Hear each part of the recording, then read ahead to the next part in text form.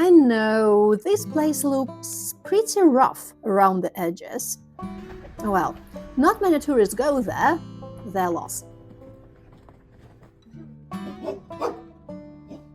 I found it to be the most interesting place in Yerevan.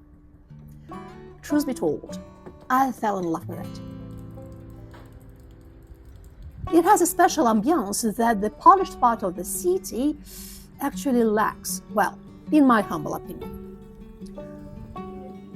Honestly, I'm not a big fan of slums, but these aren't slums, although this is how they're called by locals. This district is just very old. These are private houses with BMWs and Mercedes parked on the streets. This is Kond, one of the oldest quarters of Yerevan. It got its name from its high location. Kond means an elongated or rounded hill. I heard that Yerevan absorbed several old villages under its roof, and apparently Kond is one of them. By the way, in summer, Kond is covered in grape wines. Well, apparently.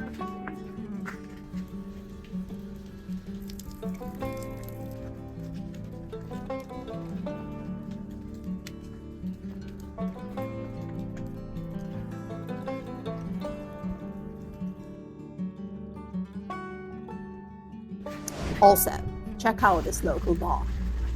And now, imagine this place in summer. Pretty atmospheric, isn't it? Cheap? Not sure. With the highest price of fresh pomegranate juice I've come across. You know, this is one of those cases when you first order something and then check out the menu.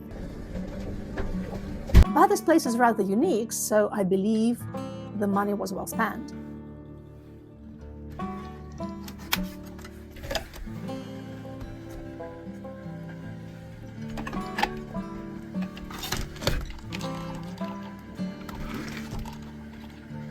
The place is so atmospheric, also a perfect example of flea market style decor.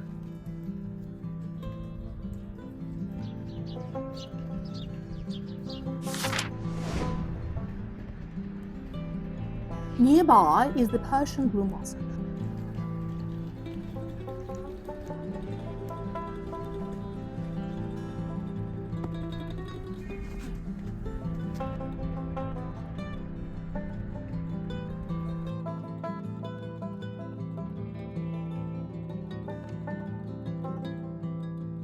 Persian Blue Mosque, one of the oldest extant structures in central Yerevan and the most significant monument from the city's Iranian period.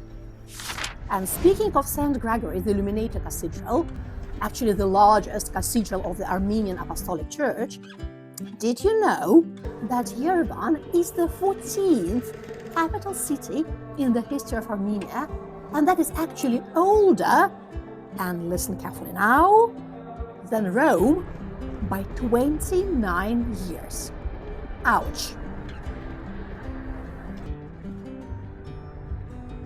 The Armenian flag is red, blue, and no, not orange, apricot.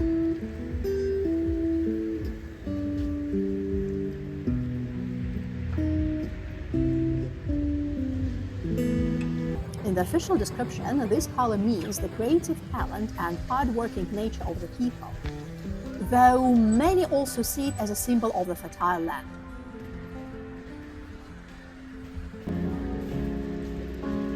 In my idle days, she spun around in front of me, speaking words of wisdom, let it be. The streets of Armenia are filled with Russian-speaking performers, and it isn't surprising, as approximately 100 to 150,000 Russians moved to Armenia since 2022. A few words need to be dedicated to the Cascade. It isn't just an utilitarian structure, it's a multifunctional public space where architecture, nature, and art interact all together. Inside, there are exhibition halls with the terraces and escalators that connect the city center with the revived Armenia obelisk. Also, there are courtyards and a library creating cozy, relaxing areas. To get to the Cascade, you will have to cross a contemporary sculpture garden, and we will revisit this garden in the evening. To me, that garden was the second most interesting place in Yerevan after Kond.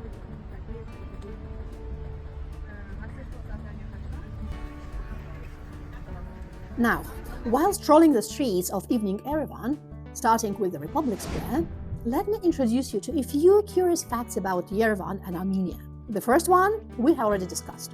Although Rome is called the Eternal City, Yerevan is actually 29 years older.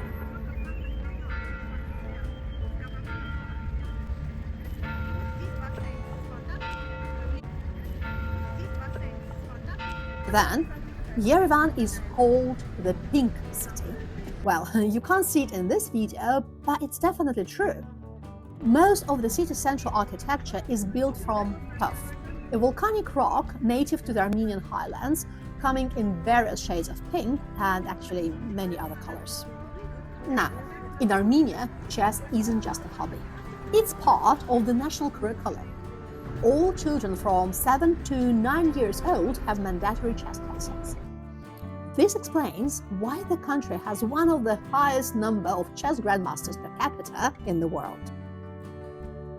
Also, Armenia is the proud land of the firsts. They are the first Christian nation. Armenia became the first country in the world to adopt Christianity as its state's religion in 301 AD. Also, it has the oldest cathedral. Ichmiadzin Cathedral, built in the early 4th century, is considered the oldest state-built cathedral in the world.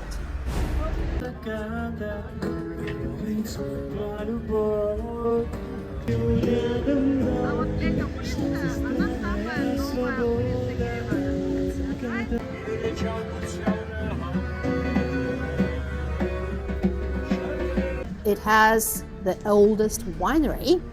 The Armenia One Cave Complex houses the world's earliest known winery, dating back over 6,000 years.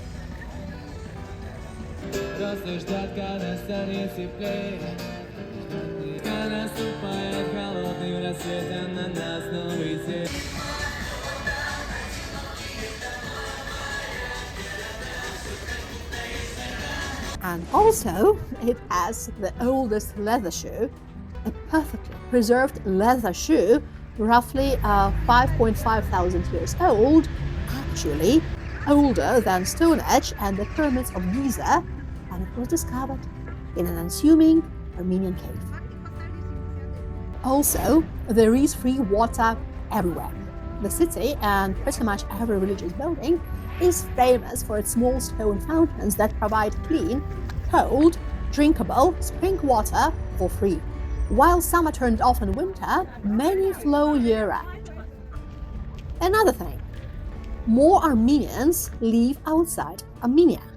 Actually, due to a turbulent history and the 1915 genocide, an estimated 7 to 10 million Armenians live abroad, while only about 3 million live in Armenia. This is because the current republic covers only about 10% of the historic land where Armenians lived for millennia before the genocide. But if you compare modern Armenia to its absolute territorial peak, the current country is actually much less than 1/10 of its former size. And despite its smaller modern size, Armenia is the only country from the world's oldest surviving Babylonian map that still exists today under the same name and in the same general location. Is Armenia worth visiting? Sure, to pay respect to one of the oldest surviving cultures in the world.